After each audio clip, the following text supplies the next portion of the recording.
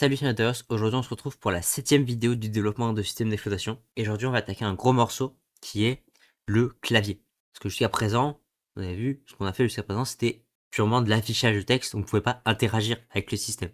Alors dans le BIOS on pouvait via un interrupt, mais là maintenant, vu qu'on n'a plus les interrupts BIOS, on peut plus du tout interagir avec le système. Donc là, le but de cette vidéo va être de configurer le clavier de manière à ce qu'on puisse utiliser le clavier dans le système d'exploitation. On va pouvoir retourner dans le projet et j'ai juste ajouté une chose depuis la dernière fois. La dernière fois, on avait vu que il lisait pas assez de secteurs et le problème c'est que s'il lit trop de secteurs aussi, il va me dire qu'il n'arrive pas à lire le disque. Donc ce que j'ai fait, c'est que là-dedans, je lui ai juste dit de lire 16 secteurs.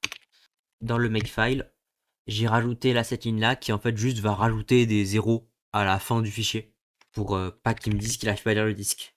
Donc si on regarde maintenant le fichier, on voit que là ici on a notre code et tout au bout on a plein de zéros juste pour remplir le disque. Alors pour configurer le clavier, il va falloir configurer deux choses. Bon, premièrement, oui, le clavier, mais surtout ce qui s'appelle le PIC, Programmable Interrupt Controller. On va utiliser l'interface PS2 de l'ordinateur pour utiliser le clavier. Alors l'interface PS2, maintenant il y a même beaucoup d'ordinateurs qui l'ont plus, c'est le port violet et vert. C'est ces ports-là qu'il y avait avant sur les ordinateurs. Et pour des raisons de compatibilité, l'ordinateur en fait convertit les claviers USB et les souris USB en clavier et en souris PS2 pour nous. Donc c'est génial, on va pouvoir l'utiliser. Pour ça, il va falloir interagir avec le bus x86. Donc le bus est réparti de cette manière-là. Et là-dedans, on a, hop, là ici, 20 et 21, on a le premier pic, puisqu'il y en a un deuxième là ici à A0 et à A1. Et là, on nous donne l'explication complète de comment utiliser le pic. Donc ça, c'est la première chose. Donc ce qu'il va falloir faire, c'est qu'il va falloir le programmer. En fait, l'interrupt controller, ce qu'il va faire, c'est qu'il va prendre justement en entrée des interruptions, enfin des actions, et il va déclencher des interruptions en fonction de ces actions. Et donc pour ça, il faut charger quelque chose qui s'appelle la interrupt table, qui est comme la global description table.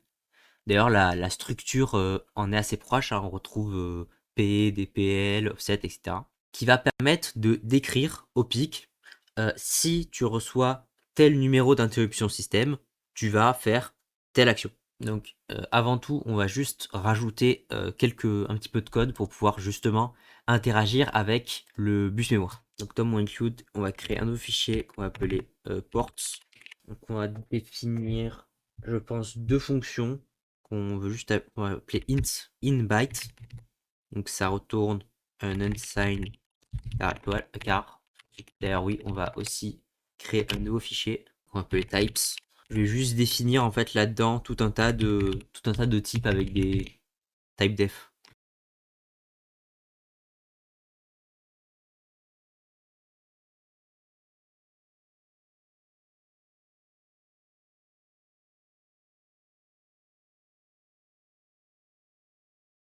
Impeccable. Donc on va pouvoir retirer dans le port include types.h et donc là hop 8 donc inb. Donc c'est à dire qu'on va en fait en faire in d'un byte en entrée et donc ça prend un port de taille.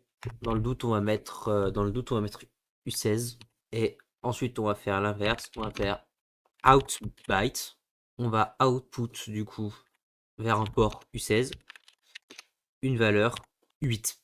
Donc on va pouvoir, donc il faut inb et outb, il va falloir le coder et il va falloir retourner faire un petit peu d'assemblage. Ports.asm, donc bits 32. On va exporter inb et outb. En fait, pour pouvoir output une valeur, donc in, va falloir faire in EAX par exemple, donc ça sera EAX pour nous, DX. Donc dans notre cas, on va faire ça. On va mettre dans EAX qui vient du port DX.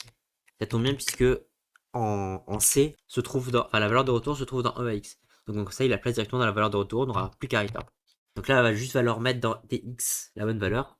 Donc le C, ce qu'il fait pour passer les paramètres, les arguments en paramètres, il met dans la stack. Donc on a dans notre stack en C, on a la valeur de retour. En 0, on a hop, notre valeur de retour. Puis en 4, on a notre argument 1. Puis en 8, on a notre argument 2, etc. Donc si je mets dans dx la valeur qui se trouve à la stack plus 4, ça va nous récupérer notre premier argument. Donc ça c'est notre in B, et je vais juste là ici mettre edx parce que c'est une valeur en 32 bits. Nous, tout ce qui nous intéresse, c'est la partie dx au final. Et on va pouvoir faire un out B aussi. Donc là, pareil, on va mettre dans edx la valeur à ESP plus 4, notre premier argument. Et on va mettre dans EAX la deuxième argument, donc ESP plus 8 aussi. Et suite à ça, on va pouvoir out vers le port DX la valeur AL. Et return. Donc ça, c'est pas mal. Donc on va juste maintenant du coup se créer un fichier qu'on va appeler ps2.h dans lequel on va configurer notre ps2. Donc .kernel, hop, pareil, ps2.c. Donc dans notre include. Donc, pour configurer notre port ps2, il va falloir donc configurer le PIC via l'IDT. Donc on va créer la structure là pour l'IDT. Donc notre structure elle est là. Et comme le GDT d'ailleurs, on aura aussi une table pour le descripteur. Donc, structure, appelée IDT entry par exemple. Donc on commence, ah oui, et on va juste include types.h. Donc tout en bas, on a 16 bits d'offset. L'offset, c'est l'adresse en fait de la fonction à exécuter pour l'interrupt qu'on a décidé. Donc là ici, en fait, on a les 16 bits bas de l'adresse, et là on a les 16 bits hauts de l'adresse ici. Donc je vais l'appeler offset lower. Ensuite, on a 16 bits pour le sélecteur de segment. Donc là, c'est l'offset dans justement la GDT du segment de code. C'est-à-dire ce qui explique là.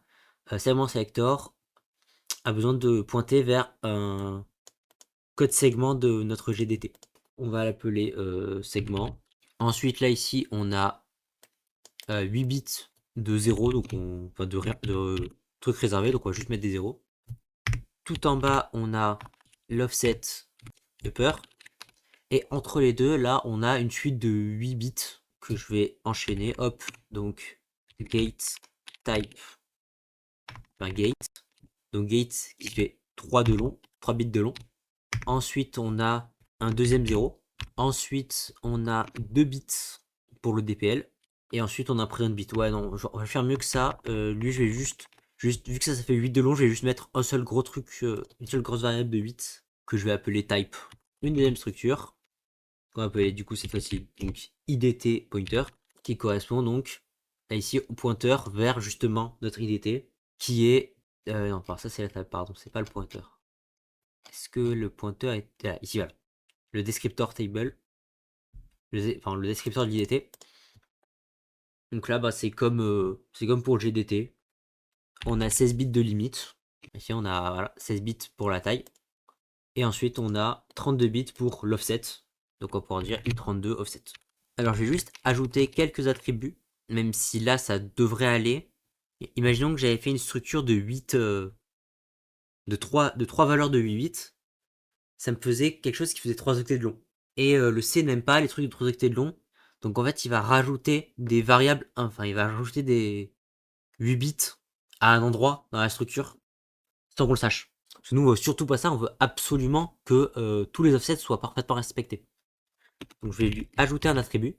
On va lui donner l'attribut packed, packed, qui va dire à l'éditeur, qui va dire au compilateur de surtout faire la structure la plus petite possible et de ne pas me rajouter des valeurs que je veux pas. Et on va aussi se créer quelques fonctions en lien avec l'initialisation. Donc une fonction qu'on va appeler load.idt. Ouais, non, on va l'appeler init. On va l'appeler init.idt qui va me permettre d'initialiser ça.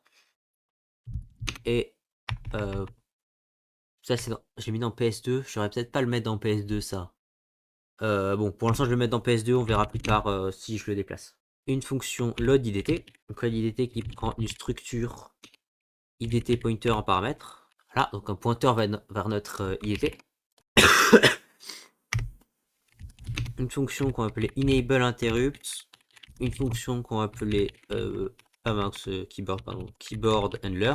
Donc je pense que c'est pas mal du tout. On va juste rajouter une fonction qu'on va appeler keyboard init et une fonction qu'on va appeler handle. C'est la fonction qui va justement gérer ce qu'on tape. On va appeler, allez, hop, handle keyboard. On va appeler handle keyboard. Voilà. Donc toutes ces fonctions-là, init, idt, ça va être des fonctions qu'on va coder en assembleur. Je vais toutes les mettre en externe. Il y a juste, du coup, effectivement, une fonction init, idt qu'on va coder aussi en C. Donc dans notre kernel, niveau de PS2, on va mettre tout ça. Hop, init, idt, keyboard init, et ensuite handle keyboard. D'ailleurs, handle keyboard, non, handle keyboard, on la mettra pas là, on va le mettre dans notre kernel.c. Donc on va se créer une structure pour notre idt, enfin une liste de structures. Donc c'est une structure qu'on va faire de, c'est une bonne question, de quelle longueur, je crois que c'est 64. Il y a 256 interrupts possibles, donc on va en mettre 256. J'ai oublié de mettre un nom. idt entry. Donc il peut y avoir 256 entrées idt possibles. Et on va configurer. Donc si on retourne là ici sur notre interrupt table, on va pouvoir aussi aller chercher le contrôleur PS2, ce contrôleur PS2 là, qui va être, voilà, donc là il explique USB Legacy Support, il expliquait justement que pour maintenir la compatibilité, notre carte mère émule nos claviers USB et souris comme étant des appareils PS2. Alors, est-ce que c'est là-dedans qu'il explique les offsets? Peut-être un pic. Voilà, c'est ici. Donc, programming, give the pick. Protected mode. En mode protégé, les IRQ 0 et 7 sont en conflit. 0 jusqu'à 7 sont en conflit avec les interruptions CPU, qui sont réservées jusqu'à 1F. Donc voilà. Comme common choice, on choisit de déplacer le range là ici. Donc pour ça, il faut que le premier pays C commence à 0x20 et que le deuxième PC, donc le slave, commence à 0x28. Donc c'est ce qu'on va faire. Et ce qui se passe, c'est que le clavier, c'est le deuxième interrupt du premier pic. Ça doit être écrit quelque part. Je sais pas exactement où, mais ça doit être écrit quelque part. Voilà. Par exemple, lorsqu'un clavier enregistre un appui sur une touche, il envoie une impulsion vers l'IRQ1 du pic. Donc étant donné que notre pic commence à 0x20 et que nous on va chercher l'interrupt 1, il va donc falloir remplir la partie 0x21. On va commencer donc avec le selector. Je l'avais appelé segment. Donc le segment, c'est où se trouve le code segment dans notre GDT. Donc pour rappel, si on retourne dans notre bootloader, notre GDT ressemble à ça. Et donc l'entrée GDT code commence ici. Donc elle commence à double, donc ça fait 4. 4 plus 4, donc elle commence à 8. Donc là-dedans, le segment, on pourra le mettre égal à 8. Ensuite, la partie qui est réservée, que j'ai appelée 0, du coup on va la mettre à 0. Ensuite, on a le type. Alors ça, le type, va falloir revoir la documentation. Donc c'était là ici. Donc voilà, notre type. Donc le type, on a d'abord tout en bas, donc tout en haut, le present bit qui doit être à 1 pour que ce soit valide, donc on va le mettre à 1. Ensuite, DPL, comme pour le GDT, c'est le privilège, le niveau de privilège qui est autorisé à faire cet interrupt. Nous, on va mettre le niveau de privilège 0, parce qu'on va tout mettre en fait en ring 0. Ensuite, on a un bit qui est à 0, et ensuite on a le gate type qui fait 4 de long. Donc ça c'est le type d'interruption. Et donc nous on veut une interruption en 32 bits, donc il faut mettre 0xe ou 11100. Donc on a notre type. Et ensuite on va pouvoir mettre notre offset lower, donc la partie basse de notre adresse. La partie basse de notre adresse, c'est keyboard handler. C'est l'adresse de keyboard handler qu'on va end avec 0xFFFF. Et ensuite, on a la partie hot, donc offset upper, qui va être égal donc à keyboard handler, qu'on va décaler, enfin qu'on va end avec 0x, donc FFFF 0000. Donc on récupère les 16 bits supérieurs de keyboard et on le décale de 16. Donc là, on se retrouve bien avec les 4 premiers les 2 premiers octets de keyboard handler. Et là, on se retrouve avec les 4 octets d'en haut qu'on a décalé de 16, donc qu'on a ramené au tout début. Donc maintenant qu'on a ça, à toute fin, on va pouvoir créer notre structure IDT pointer. On va appeler IDT pointer par exemple. Donc IDT pointer, donc point base. Donc base, c'est là où commence notre IDT. Notre IDT, il commence à l'adresse de notre tableau IDT. Et IDT PTR, donc la limite, donc ça c'est la taille, qui vaut la taille d'une IDT entrée fois 256, puisqu'on a mis 256 entrées dans notre IDT. Et une fois qu'on a fait ça, on va pouvoir faire appel à load IDT. Et on va lui passer l'adresse de notre IDT pointer. Appeler base, ça s'appelait comment? Offset, pardon. Pourquoi il n'est pas content? Incompatible pointer to. D'accord. Bon. Et effectivement, ça c'est une structure. Cast to smaller type. Mais notre pointer, c'est bien un truc en 32 bits. On va ignorer l'avertissement. Je pense que c'est pas important. Donc, avant de charger notre IDT, on va quand même initialiser notre pic. Donc, je vais juste revenir là au tout début et on va aller dans notre include. Je vais mettre dans les ports. Je vais définir un pic 1 commande qui vaut 0x20 et pic 1 data qui vaut 0x21. Donc c'est les deux premiers pour notre master pick. Le deuxième pic, on va l'ignorer pour l'instant. Quoique non, on va pas l'ignorer, on va le mettre déjà parce que je pense qu'on va en avoir besoin pour initialiser. Donc à 0. Donc on va pouvoir retourner dans notre initialisation là ici. Donc première chose à faire, ça va être de redémarrer le pic dans le mode qu'on veut. Mais d'ailleurs, normalement, il nous explique là ici directement la initialisation. Donc là, on nous explique comment initialiser le pic. Donc on va juste faire ça. On va ignorer ça et on va ignorer tous les waits, je pense. Donc on va pouvoir. Ah oui, il va falloir aussi du coup include port.h. Donc on va output une valeur. On va output dans notre pic 1 commande. Donc si on regarde ICW1 init, IC et ICW1, ICW4. Donc ICW1 init, ça vaut 0x10, ça vaut 0x1. On va mettre 0x11. Donc ça voilà, ça. Et là le 1 c'est pour passer en mode 80-86, 80-88. Ça on va le coller et on va faire pareil pour le deuxième pic. Ensuite on va output du coup offset 1 et offset 2. Donc on avait dit qu'on commençait le premier à 0x20. Le premier on le commençait à 0x20 et que le deuxième on le commençait à 0x28. Donc on a bien mis nos offsets. Ensuite il faut output on va configurer directement le deuxième pic même si on n'a pas besoin. Donc ça configure en fait en cascade. En fait le deuxième pic a besoin, si on retourne dans notre dans le PS2 contrôleur, je sais pas si on va le voir là ici, mais en fait voilà, le second PS2 contrôleur, il doit communiquer au pic 1, qui doit ensuite communiquer au CPU. Donc en activant le mode cascade, ça va permettre justement d'indiquer au premier pic que le deuxième pic doit lui communiquer, et indiquer au deuxième pic que le premier qui doit envoyer les requêtes au premier pic. Ensuite, on va set le mode en 80-86, donc on va output la valeur, donc ça c'est la valeur 0x1. Une fois qu'on a terminé d'initialiser ça, donc là on a terminé, donc c'est bon, on va juste, avant de faire quoi que ce soit, faire exactement ça. On va désactiver toutes les interruptions, le temps de charger le load IDT, le temps de faire load IDT. Bon, oui, alors il va se plaindre parce que là je fais des opérations avec des fonctions et il est pas content. Et là, dans notre KB init, on va output une valeur. Dans notre premier pic, on va output bb. Non, pardon. Donc en fait, là ici on avait masqué, donc en fait on avait désactivé tous les interrupts, en fait en mettant des 1 comme masque pour tous les interrupts.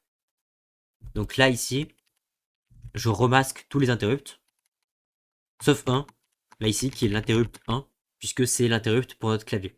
Donc là maintenant on va pouvoir créer un petit peu de code en assembleur, puisqu'il va falloir écrire plusieurs fonctions que je vais appeler, je vais l'appeler port.asm, mais ça, le problème, c'est ça, c'est que port.asm existe déjà. Bah, je vais le mettre là-dedans, allez, tant pis.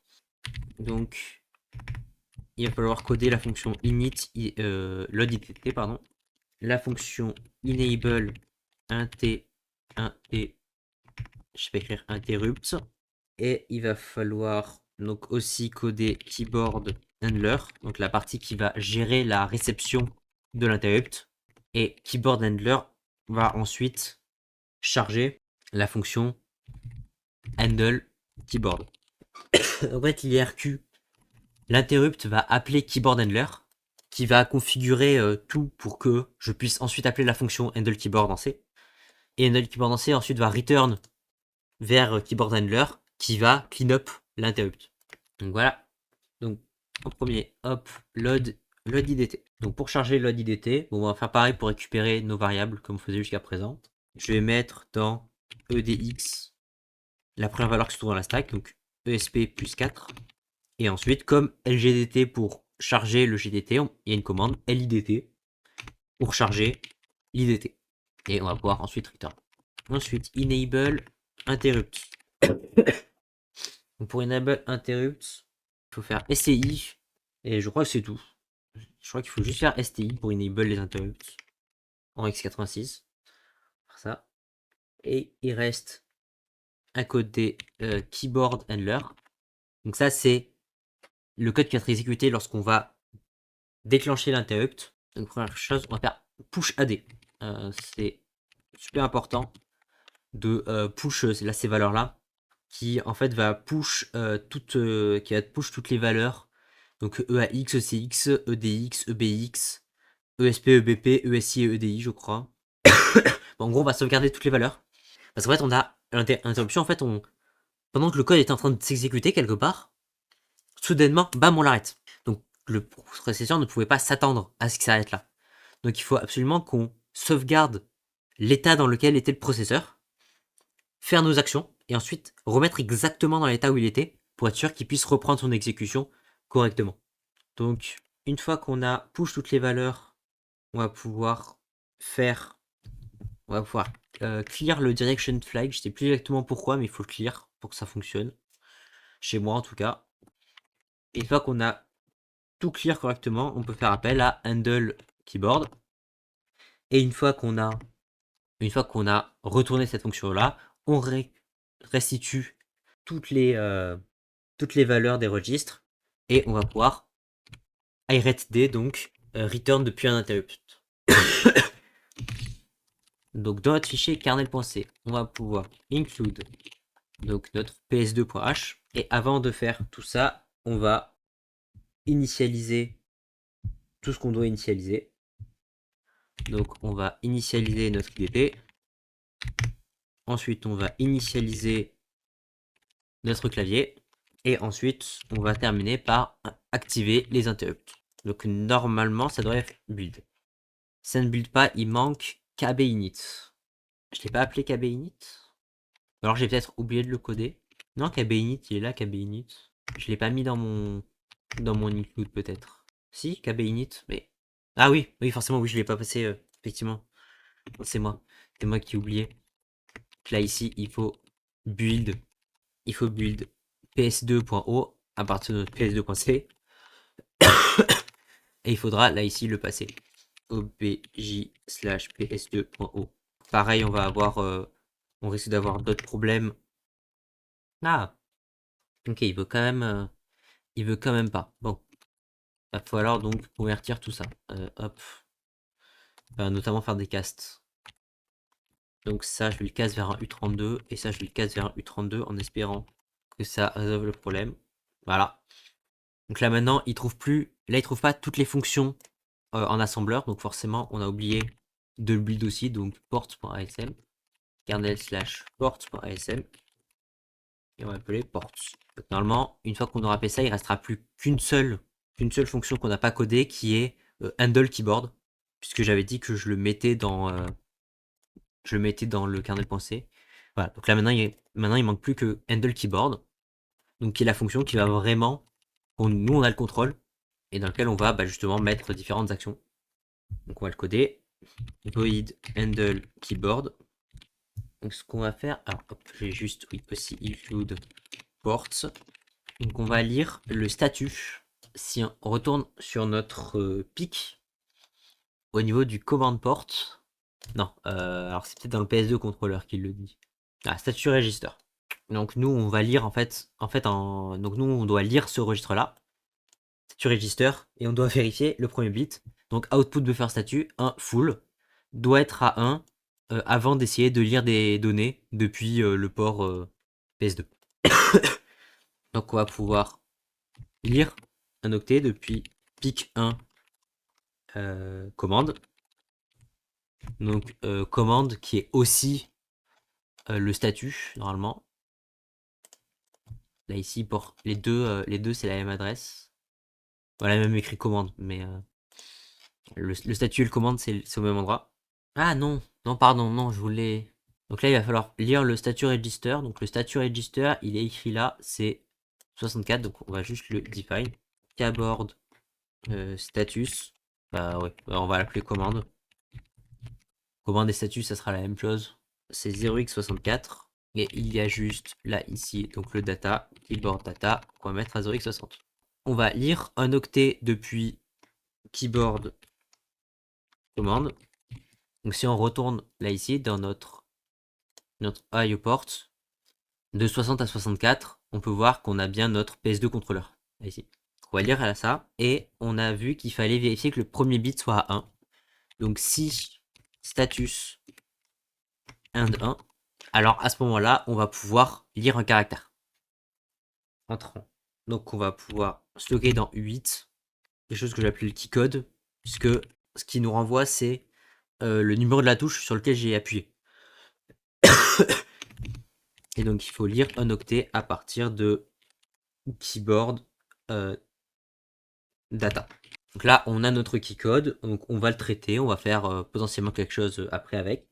À la fin, une fois qu'il a fait ça, il faut indiquer au pic qu'on a terminé l'interrupt. Si on retourne là ici sur notre pic, c'est ce qui s'appelle le EOI.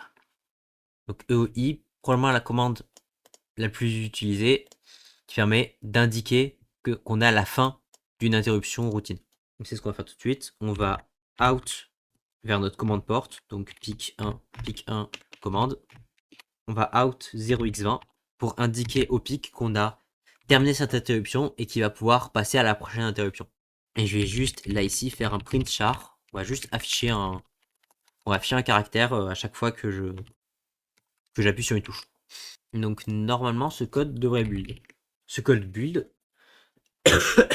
Parfait, on va pouvoir faire un make run et espérer qu'il ne plante pas Donc il n'a pas l'air de planter. Et est-ce que si j'appuie sur les touches, on peut voir que à chaque fois que j'appuie sur une touche, hop, il y a des C qui sont affichés.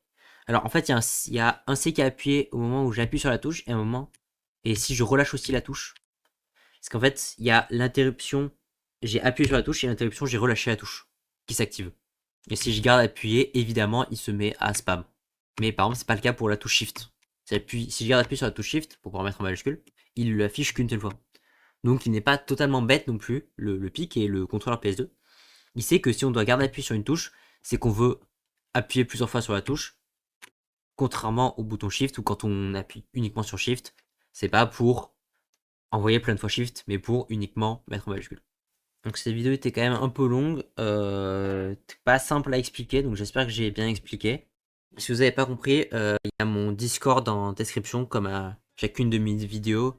N'hésitez pas à venir me poser des questions si vous avez mal compris une partie du code. Je me ferai un plaisir de vous l'expliquer. En tout cas, sur ce, c'était Nodarios. Bye bye.